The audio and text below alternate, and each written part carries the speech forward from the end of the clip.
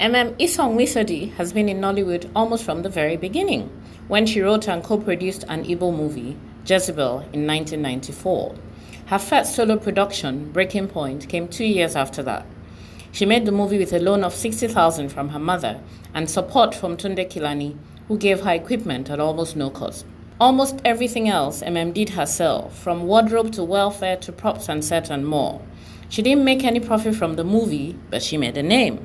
The commendations for her film encouraged her to make more films, some of which include A Minute to Midnight, Hit and Run, Untouchable, etc. Still, she was only just getting by, but she was also gaining people's attention. One of the people who noticed her was Remy Jess, a successful film marketer. He contacted her and bought the rights to 2 films she'd just made, Silent Tears and Playboy. Both films starred Dakori Akonde in her first acting roles.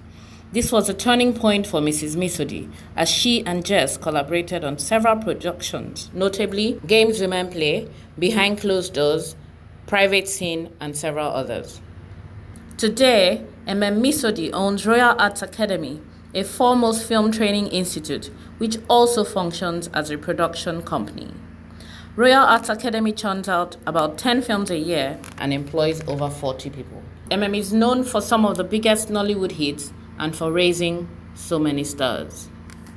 Hi guys, so I'm off to interview Emem Isong for our new show called A Day in the Life of, and naturally, who would I start with but my very own sister. I'm running late and I hope she waits for me. It's the bridge! Finally, we're in phase 1. Finally, I'm here! So I'm waiting for the girl ahead to come into her house. She's actually moving from here, but she says she doesn't mind my filming it. Told you, she's moved.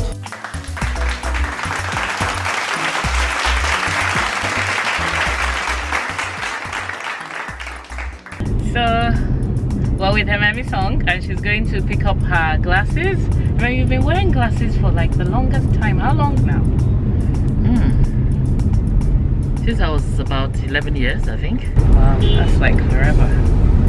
But then we don't know how old you are now. So would you like to tell us how old you are? No. Certainly not.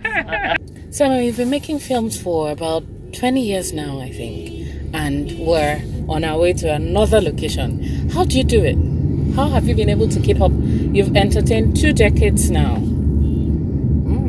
Sometimes I even ask myself that question. Actually, it's getting on 25 years. Next year, I'm going to celebrate a big one, 25 years in Nollywood, and another age that I'm a milestone, and so many other things. I guess it's because of the passion that I have for the business. I can't imagine doing anything else, and I love entertainment. I believe that, we work so hard. Everybody's struggling, especially in a country like this. We need this entertainment to really keep us going. So I find myself just doing it. It's something I like, and I don't think I'll ever stop. And of course, while I'm still young, I believe I'm still young. Don't look at me like that. I just look at you anyhow. I'll continue to entertain. I just love making films, actually. That's like really, really awesome.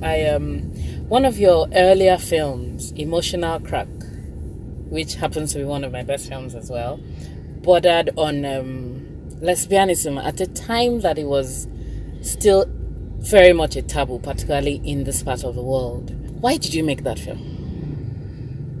I didn't set out to make the film Emotional Crack. Interestingly, it was actually the title that. It was about the title. I thought about the title first. At the time, I called it When Love Cracks.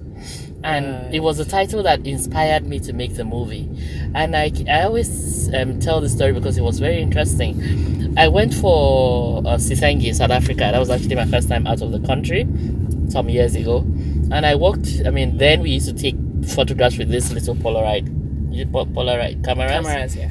And I was so excited to see the picture, so we walked into a shop to get them developed, me and my friends.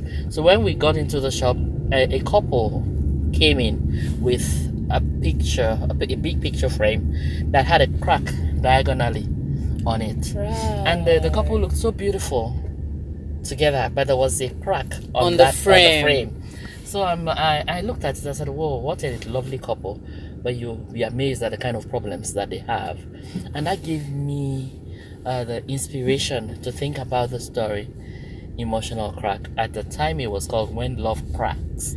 So why did you change the name to Emotional Crack? I would prefer When Love Cracks. That's what I would prefer. But then, the gods of the day, when you want to put it in the markets, I mean, then we call them the marketers. We're like, no, this is not going to sell. We prefer this will sell.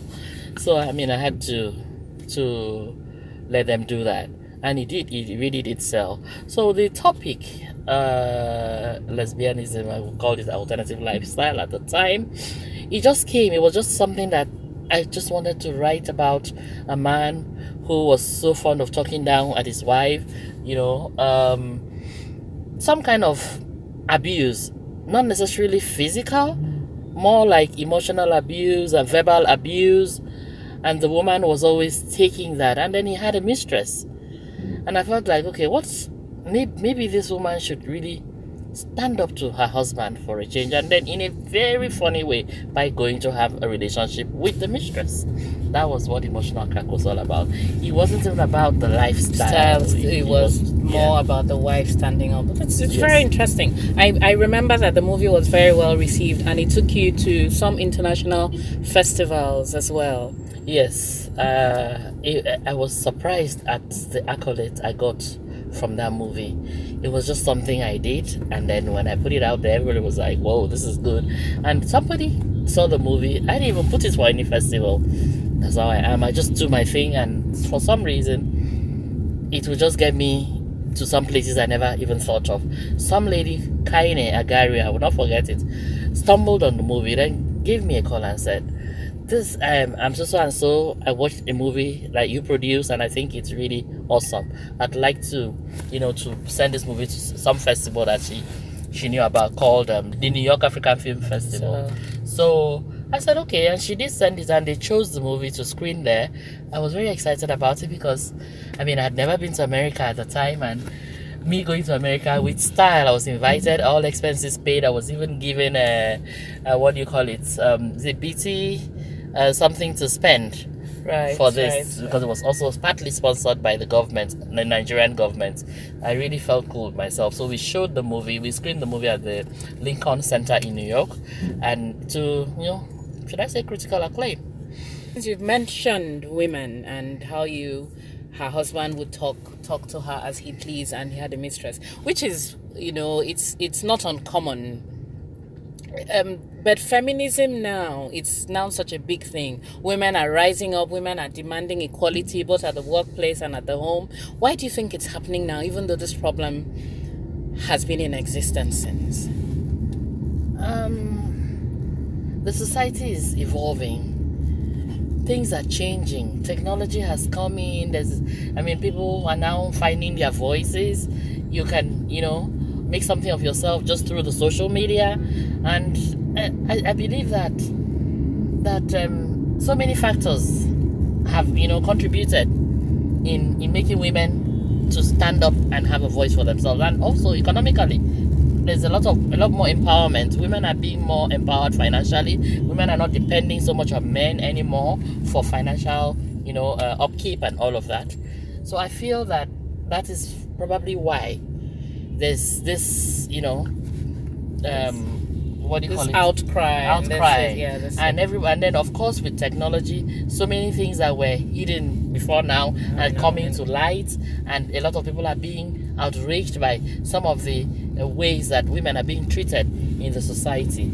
So the culture of silence has actually, is slowly going extinct, especially in our kind of community where there's some sort of code of silence when it comes to certain things. You don't talk about this, you don't talk about that. You don't talk about rape, you don't talk about standing up to your husband, you don't talk about, if you talk about the fact that you're being abused in your home, you sound like you're a failure, you cannot keep a home. Those things are changing, and I'm so glad that it's happening now in my time. So one of the advantages of mixing with the high and mighty is that you get to launch in very nice places. And who is the high and mighty? Well, she is the high and mighty, so we're going to have lunch on our way to location.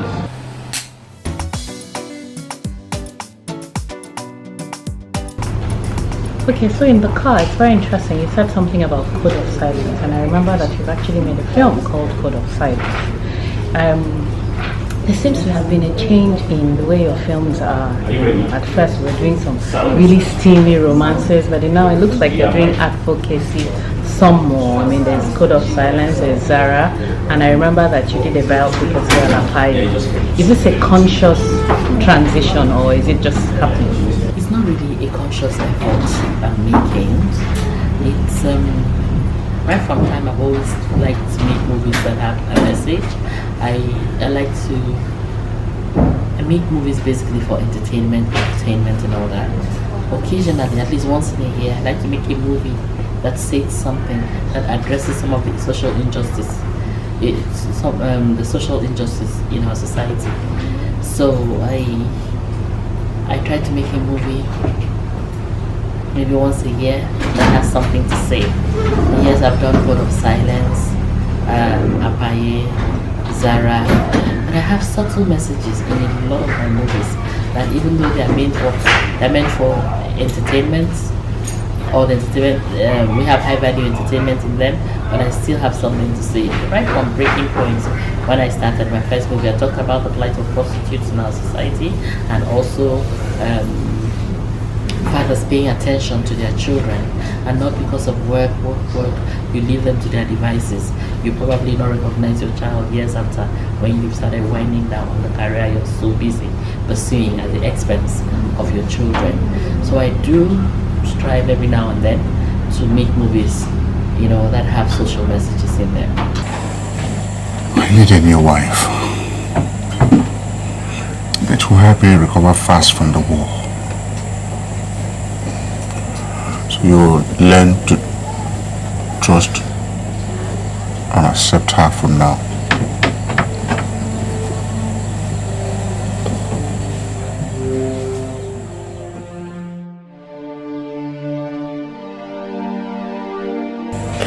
There are so many mouths to feed. So many bags to close. You can't possibly take another wife. Not now. Not ever.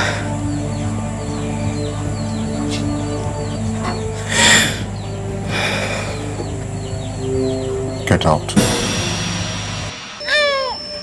My husband. You're a father again. Oh.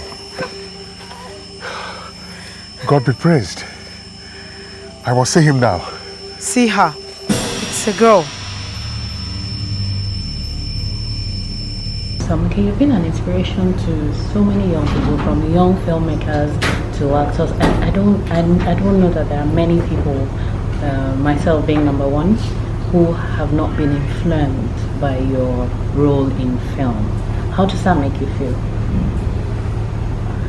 Makes me feel good. I like the fact that people see me as a role model, so I have to be careful what I do. I mean, people look up to me, especially because of the fact that I started filmmaking when it was not fashionable to do so. As a woman, like almost more than 20 years ago, it was very difficult to have your voice heard, to work in an entirely male-dominated industry. So I know that a lot of women really did look up to me then, telling themselves, if Emem can do it, I mean, so can I. So it makes me feel great. Okay, that's all. Now, talking about being a role model and people looking up to you. Now, the industry seems to be a lot about glam, and people think that this is you've always had it this smooth. You've always been Emem Isong, which, I mean, I of all people know that is not true, because I have been there from the beginning. Can you tell us some of the challenges that you faced at the beginning and how you've overcome them? My first film was really tough. I was determined to make the movie with or without any money. I tried to get money, it was looking impossible. So I decided to look inwards and I said, well, I'm going to make this movie somehow, anyhow. and I got money from parents. I just called my mom up and I said I wanted to make a movie. I said, whatever you have, give me. And then they gave me 60,000 naira. I always remember that. I used it to make my movie. I was the costumier, I was the cook, I was everything on the set. I was so determined to make it work, and I did. Of course, I did not have enough money to pay for the stars, but I said, well, I'm sorry, I don't need any star. I'm going to create my stars. So I decided to look for people who are passionate like me, people who are also talented. So I went around, got the best that I could, and I made my movie. And that movie is titled Breaking Points. I used that name because I felt I almost reached my breaking point making that movie, but it was a stepping stone for me. And when I did the movie, I was even bold enough to do a premiere. I don't know where I got the money and the guts, but I said I was going to make him do a premiere of the movie, and I decided to go to an eyebrow place in Victoria Island. Little me with no money, I got to engineering clothes. I paid for the hall. Somehow I did it. And well, the rest is history, like they would say. It's very awesome. Your story is really, really inspiring. Okay, so that ends like the first half of our interview. So we're going to ask you some 10 random questions. One of which is, what are the things that are always in your handbag that you cannot do without? Compact powder. Jollof rice or fried rice? If you were not a producer, what would you be? An estate developer. Who's your favorite musician of all time? Adele. What's your favorite book? To Kill a Mockingbird. Who's your favorite Nigerian writer? Chimamanda Adichie. What's your favorite city in the world? Venice. What would you like to be remembered for? Mentoring the youths. If you had to remake a Hollywood film, which would it be? Pretty Woman. What's your favorite Nollywood movie? Mine, of course. You're not allowed to say yours. Living in bondage. What animal will you describe yourself as? A liar. We said she was going to say that. What food would you describe yourself as? Afang soup. Thank you so much, Emem. It's been such a pleasure. Just like you to say a few words to the young filmmakers today. Keep believing, keep dreaming, and the sky is not a million limits. Okay, I understand you're doing you do something every year for the students of Royal Arts Academy, and that's this year. It's happening on the 6th of December. Can you tell us just very quickly about it? We do something called the Spotlight Project, which is a talent showcase where we showcase our students. I mean, throughout the year, they are trained in 3 sessions, and what we do, we make them do short films. We make a major feature film about the students, for the students. We're making them be part of the filmmaking process. So we actually do the premiere of the film that they have shot. We show their short films, the stage plays, and spoken word, just showcasing the talents of the students and kind of introducing them slowly into the world of showbiz. That's basically what Spotlight is all about. Thank you so much, Emem Isong. It's been an absolute pleasure. Thank you for making me sit on the floor. Peace out. It was such a pleasure talking to Emem. I hope you enjoyed it as much as I did. And now I must begin my journey back to the mainland. Lagos should just be split into 2 states, or they should at least be trains. Thank you so much for watching. See you guys with the next Hustler.